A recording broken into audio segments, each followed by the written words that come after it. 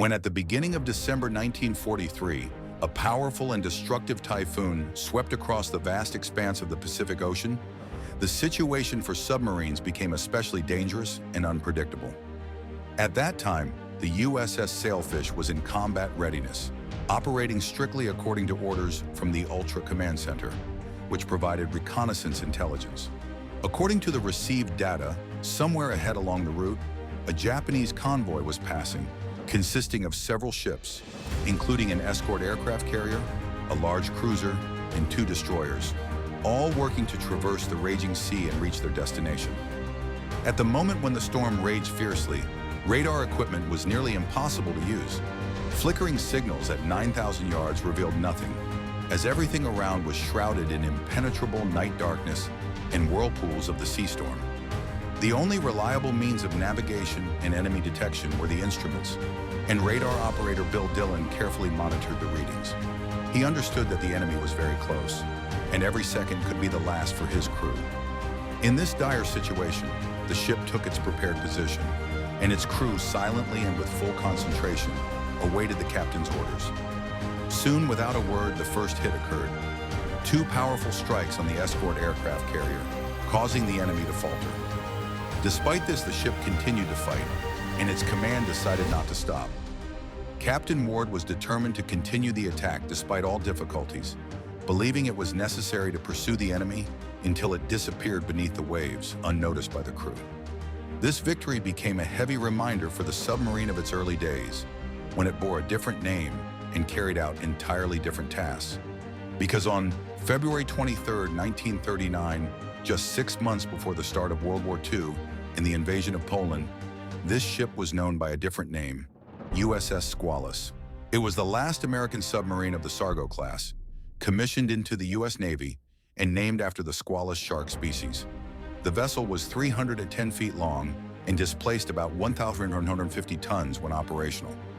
Its power was provided by 2 diesel-electric engines, allowing it to reach a surface speed of up to 21 knots and a submerged speed of up to 8 knots. Thanks to these characteristics, USS Squalus could dive to depths of over 250 feet, making it well-suited for deep-sea missions in various oceanic regions around the world. By the late 1930s, with technological advancements and improved design, the U.S. Navy continued to work tirelessly on enhancing its submarine forces. As a result, the submarines of this period received numerous improvements compared to earlier models. The USS Squalus was armed with 8 21-inch torpedo tubes, 4 at the front and 4 at the rear, allowing it to deliver powerful strikes against enemy ships. It was equipped with Mark 14 torpedoes, capable of hitting targets at considerable distances. Additionally, it had a 30-inch deck gun designed for surface combat, especially against unarmed or lightly armored vessels. To defend against air attacks and small targets, the submarine was fitted with 550 caliber machine guns, increasing its chances of survival in battle. The submarine was built for long-range missions in open sea and could stay at sea for up to 75 days, making it one of the most reliable and autonomous vessels of its time. It featured modern buoyancy control systems and effective. Suddenly, like a thunderclap out of a clear sky, a desperate cry rang out from the submarine's engine room. It was a nervous sailor who, in panic and distress, picked up the battle phone to send an alarm message. He demanded to be immediately lifted, although the reasons for his actions remained unclear. At that moment, a serious incident occurred. The main air intake valve failed. As a result, seawater began rapidly flooding into the compartment, filling it with terrifying force. The water filled the space so quickly that the crew found themselves in a dangerous situation that could have ended in tragedy. In response, the crew immediately sprang into action. They tried to close the damaged valve and pump air into the ballast tanks to bring the submarine to the surface. These measures temporarily helped lift it, causing small rises above the seabed, but the pressure inside the vessel was increasing at an incredible rate. While fighting leaks that flooded the battery compartment, the situation grew increasingly perilous. Inside, pressure was building rapidly, and it soon became clear that the submarine was at risk of explosion. At this critical moment, the crew had no choice but to disconnect the batteries, which meant plunging the submarine into the darkness of the ocean's depths. Despite the tragic circumstances, 8 sailors managed to find a way out and escape from the working compartment through watertight doors just before the compartment was completely flooded. They were able to reach the surface, but for 26 others trapped inside, fate was less merciful. Within minutes, the Squalus, the name of the sunken submarine, crashed to the seabed at a depth of nearly 250 feet. Time was critical, as the oxygen supply for those trapped inside was severely limited. Only about 48 hours. The commander of the Nina, one of the rescue teams that arrived at the scene, ordered everyone to remain as calm as possible. He assessed the situation and realized that they had approximately 2 days to find a way to escape. At that moment, to attract the rescuers' attention and signal their distress, they launched smoke rockets into the sky, hoping someone would notice them. They also released a surface marker buoy with a telephone line to establish communication with ships and vessels above. They desperately hoped that someone would hear them and be able to help before their air supplies were completely exhausted. Soon after, a smoke flare was observed from the surface, indicating their location. However, as the captains prepared to make contact via the buoy's telephone, a strong wave tore the cable and cut off the connection, leaving them completely isolated. At that moment, the only means of communication with the surface was Morse code, which the maritime rescuers tapped on the hull of the flooded submarine, sending signals of hope. But time was passing, and the energy of those trapped inside was gradually running out. Eventually, their strength was depleted, and toxic chlorine gas began to emanate from the flooded battery compartment, making the situation even more dangerous. Meanwhile, more ships equipped with experience and capabilities hurried to the scene in the waters of the Atlantic Ocean. Everyone knew that rescue operations of such scale and complexity were extremely risky. Until that year, no attempt to lift a submarine from such depths, let alone 240 feet, had been successful. When Squalus sank to the seabed, the situation seemed hopeless. Time was passing, and hopes for rescue were growing dimmer. Then the military turned to experienced Lieutenant Commander Charles Seward Momsen, head of the Experimental Diving Unit. This specialist was well known for his expertise. By that time, the sailors had already begun to feel the first signs of discomfort caused by gas leaks, and their despair was gradually increasing as they were working under immense pressure and in increasingly dangerous conditions. It took the divers over 40 minutes to carefully lower the cable needed to secure the diving bell, and another 22 minutes to firmly attach the diving apparatus itself. After these tense and exhausting efforts, when all necessary fittings were finally in place, the bell reached its target, the Squalus, and a waterproof seal was installed inside, helping to protect those inside. At that moment, the sailors inside transmitted hot, fresh soup through a special communication line, which became a vital source of support and comfort amid constant stress and fatigue. After successfully restoring contact with the outside world, the skipper quickly identified which of the sailors was the weakest and in the most urgent need of assistance, and the first of the 7 groups was placed into the rescue chamber. This group successfully surfaced 14 hours after the emergency began, marking an important and historic event. More than 24 hours after the initial incident, given that weather conditions in New England could change rapidly and become dangerous, 9 people were already aboard during the second trip instead of the original 7, and during the third trip, there were again 9 people on board. On the fourth and final ascent, 8 survivors were rescued, including the skipper, Nakwin. At this moment, a critical situation suddenly arose.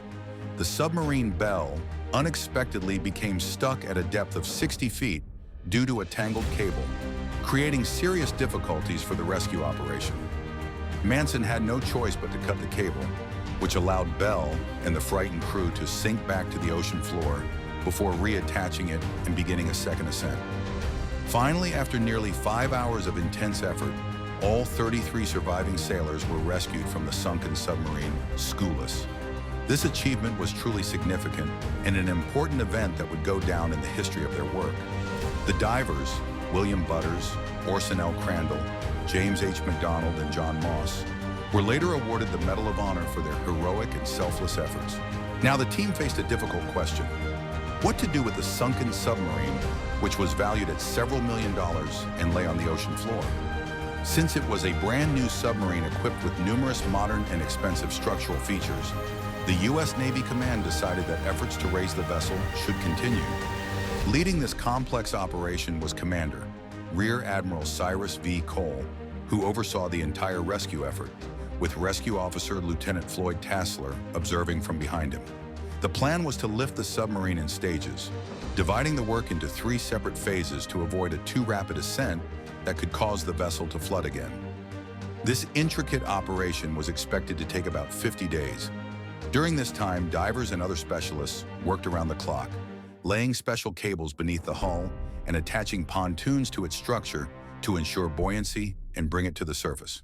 On July 30th, the team successfully raised the stern of the vessel. However, when attempting to free the bow from the dense blue clay that completely covered the submarine, a serious, unforeseen situation occurred. At that moment, the submarine began to rise uncontrollably and, freed from the cables, shot upward as if taking off for a brief moment. Part 5 of 8.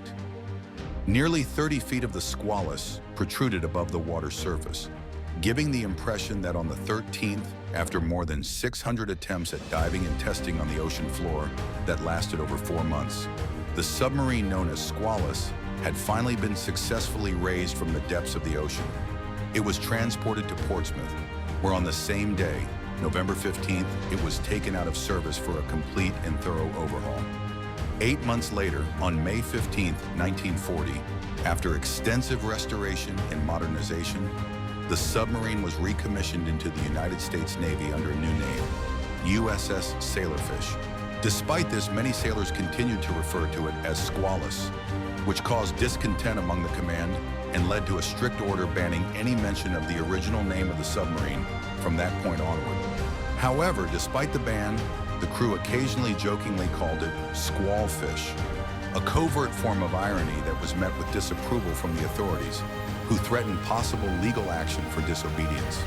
The newly improved and significantly upgraded Squalfish set out on its first combat patrol from Portsmouth to the Pacific Ocean on January 20th, 1941, and by March, it reached its base at Pearl Harbor.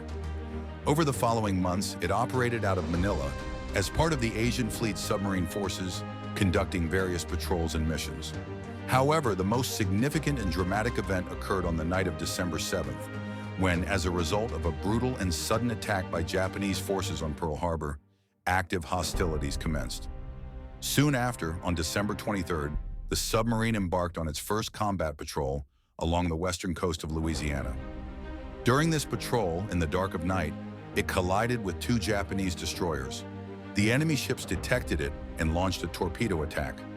In response, the Japanese destroyers dropped about 20 depth charges in an attempt to destroy the submarine, which tried to evade.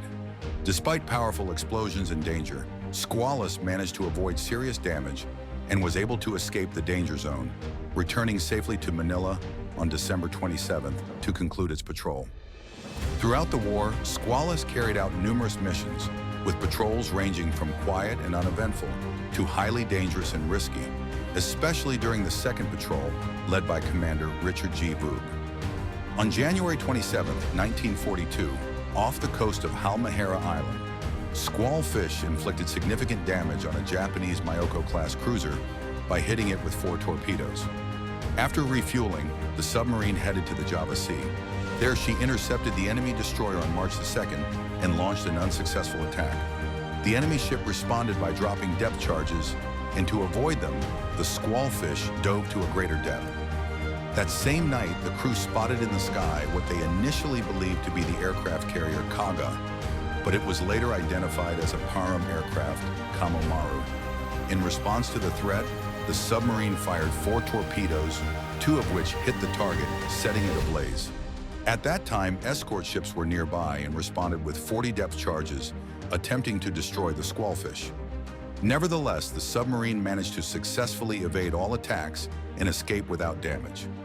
Later on December 22nd, after an attack on a destroyer, all attempts to contact other ships failed. Throughout this period, up until Christmas, the Sailfish did not make contact with any of its fleet comrades. Soon after the holidays, when the crew was beginning to lose hope, they considered the possibility that they had encountered a Japanese submarine. However, despite thorough analysis conducted after the war, the sinking of the submarine has yet to be confirmed. This analysis showed that it was not possible to document the destruction of the submarine, leaving some questions unanswered. After extensive repairs carried out on Meiji Island from January to April, the Sailfish returned to sea. It departed from Pearl Harbor for its 8th combat patrol. Before this patrol, the ship was fully prepared, refueled, and ready to undertake complex tasks. Shortly after leaving the base, on June 25th, it reached its final destination, the base at Huo. There, at this strategically important location, the ship successfully sank the cargo ship Shinju Maru, hitting it with a stern torpedo. This battle was a significant milestone in its combat career. Just 10 days later, the Sailfish encountered a convoy again. During this engagement, it struck another cargo ship, IIM Maru. In response, Japanese forces launched a fierce and prolonged attack with depth charges that lasted 10 hours. Despite the intensity of the attack, the ship managed to break away from the combat zone, sustaining only minor damage. This incident occurred on July 25th and demonstrated how dangerous and unpredictable the conditions of that battle were. Afterward, under the command of Captain William R. Lefevre, the Sailfish began its 9th patrol. The mission took place in the Formosa Strait area, near Okinawa, where it resumed its reconnaissance and enemy target destruction tasks. In September of that year, the ship returned to Pearl Harbor after completing a mission that proved to be unprecedented in complexity and significance. There, amid repair and preparation, it was restored to combat readiness to continue its service. On December 27th, under the command of the new captain, Robert M. Sir Ward, Sailfish embarked on its 10th patrol. This time, the route took it south of Honshu Island. During the voyage, the crew faced a serious danger. An overheated torpedo had developed inside the 8th engine's pipe. An incendiary fire broke out within the pipe, which could have led to an explosion or detonation. Captain Ward quickly assessed the situation and took measures to eliminate the threat, ensuring it was safely resolved. However, after refueling in Midway, 2 of the 8 torpedoes were found to be unusable and were discarded. During this period, thanks to intelligence received from the Ultra System, the Sailfish crew learned that a large Japanese convoy was nearby, including the escort aircraft carrier Trio, a cruiser, and 2 destroyers. The information arrived in the darkest hours of the night, after midnight on December 4, 1943, amidst open sea and during a severe typhoon. Under these conditions, the ship began preparing for battle, which would become one of the most significant in its history. The entire crew was resolutely prepared, knowing they would face a formidable opponent. In poor visibility and strong winds, the Sailfish's radar became the only guiding instrument. Radar operator Bill Dillon remembered this moment as very tense. "We were flying blind, so to speak. It was midnight and we saw nothing. The only thing we had were the marks on the radar. Only 1 crew member from the ship Sculpin survived the tragic disaster that claimed the lives of the rest. It was a heavy and sorrowful outcome, involving the loss of the entire crew and the ship itself, which fell victim to a naval battle. The sinking of the Trio occurred during another patrol, when it, along with the remaining Japanese forces, found itself in a dangerous situation. At that moment, amid intense naval confrontation, the ship was drawn into a perilous operation that became part of the struggle for control in the region. On that day, October 10, 1944, the sailing ship proved itself not only as an enemy hunter, but also as a rescuer, carrying out an important mission to save lives. The crew received emergency messages that required immediate action. According to intelligence, the vessel, along with the submarines Pomfret and Perry, undertook an operation to accomplish their objectives. This coordinated effort involved reconnaissance and potential combat engagements. On that day, 11 naval aviators, after completing a series of airstrikes against Japanese bases on Formosa Island, found themselves in a difficult situation. As part of a diversion operation to distract the Japanese from the planned Allied landing in Leyte Gulf, they were forced to make an emergency landing of their aircraft in the Philippine Sea. The planes that had crashed remained stranded, while the nearby sailboat set out to assist the pilots. At the same time, enemy ships, having noticed the situation, approached the scene of the incident to capture the downed pilots. An intense firefight broke out in the open sea. During the battle, the American submarine used its deck gun to sink one of the enemy ships and inflict damage on another. successfully repelling the enemy threat. Afterward, the sailboat continued its rescue mission the next day. It discovered and rescued another survivor, thereby continuing its vital work of saving those in danger. Once all the survivors were aboard, it headed to the port of Saipan. There, after minor repairs and refueling of the submarine, which had sustained damage during the battle with the Japanese destroyer and landing craft in the Strait of Ikan, the vessel resumed its journey. During this voyage, it narrowly avoided attacks from depth charges that could have destroyed it and its crew. Ultimately, after a long and arduous patrol, it completed its 12th and final wartime mission, which began on October 21, 1944.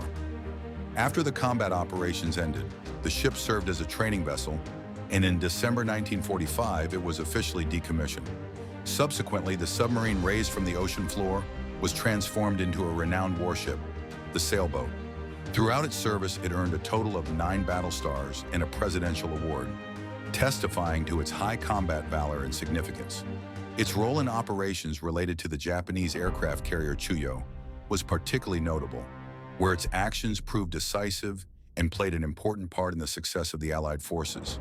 This ship will forever be remembered as a symbol of courage, resilience, and heroism demonstrated during those challenging years of combat.